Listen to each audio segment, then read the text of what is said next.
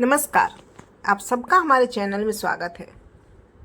सावन मास में कांवड़ यात्रा का क्या महत्व है? हिंदू धर्म की मान्यता के मुताबिक चतुर्मास में पड़ने वाले श्रावण के महीने में कांवड़ यात्रा का बड़ा महत्व है। माना जाता है कि शिव को आसानी से प्रसन्न किया जा सकता है। उन्हें केवल एक लोटा जल चढ़ाकर प्रसन्न किया जा सकता है।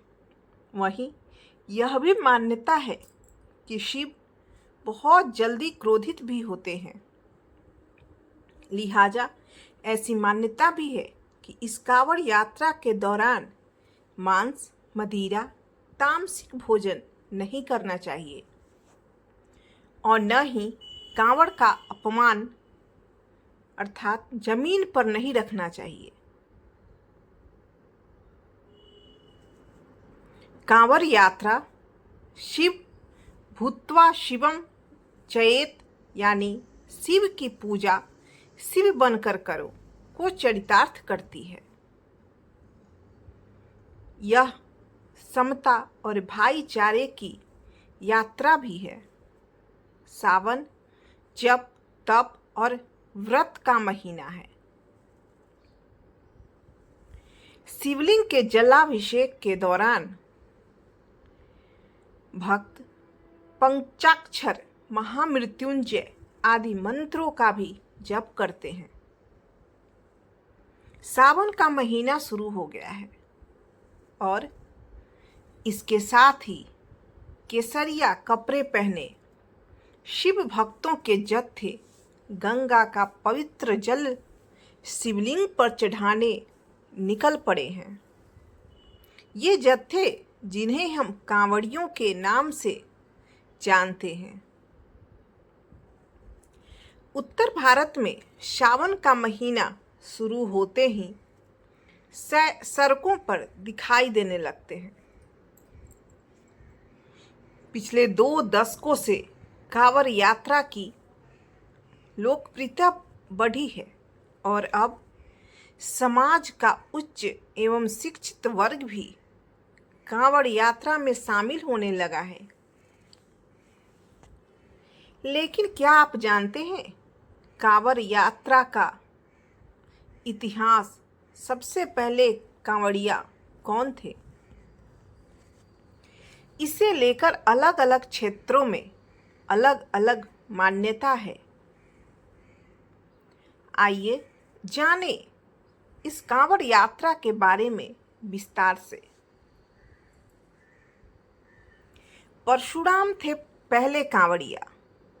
कुछ विद्वान का मानना है कि सबसे पहले भगवान परशुराम ने उत्तर प्रदेश के बागपत के पास स्थित पूरा महादेव का कांवर से गंगाजल लाकर अभिषेक किया था।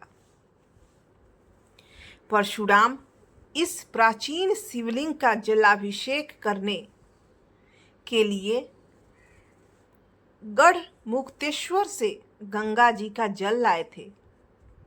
आज भी इस परंपरा का पालन करते हुए सावन के महीने में गढ़ मुक्तेश्वर से जल लाकर लाखों लोग पूरा महादेव का जलाभिषेक करते हैं। गढ़ मुक्तेश्वर का वर्तमान नाम ब्रज घाट है। दूसरी मान्यता के अनुसार श्रवण कुमार थे पहले कांवड़िया। कुछ विद्वानों का कहना है कि सर्वप्रथम त्रेता युग में श्रवण कुमार ने पहली बार कांवड़ यात्रा की थी। माता पिता को तीर्थ यात्रा कराने के क्रम में श्रवण कुमार हिमाचल के ऊना क्षेत्र में थे, जहां उनके अंधे माता पिता ने उनसे मायापुरी यानी हरिद्वार में गंगा स्नान करने की इच्छा प्रकट की। माता पिता की एक इच्छा को पूरी करने के लिए श्रवण कुमार अपने माता पिता को लेकर कांवर में बैठाकर हरिद्वार लाए। और उन्हें गंगा स्नान कराया। वापसी में वे अपने साथ गंगा जल भी ले गए। इसे ही कांवड़ यात्रा की शुरुआत माना जाता है। एक तीसरी मान्यता है कि भगवान राम ने की थी कांवड़ यात्रा की शुरुआत। कुछ मान्यताओं के अनुसार भगवान राम पहले कांवड़िया थे। उन्होंने बिहार के सुल्तानगंज से कांवर में गंगा जल भरकर बाबा धाम में शिवलिंग का जलाभिषेक किया था। एक चौथी मान्यता है कि रावण ने की थी इस परंपरा की शुरुआत। पुराणों के अनुसार कांवर यात्रा की परंपरा समुद्र मंथन से जुड़ी हुई है। समुद्र मंथन से निकले विष को पी लेने के कारण भगवान शिव का कंठ नीला हो गया और वे नीलकंठ कहलाए। शिव को विष के नकारात्मक प्रभावों से मुक्त कराने के लिए उनके अनन्य भक्त रावण ने ध्यान किया।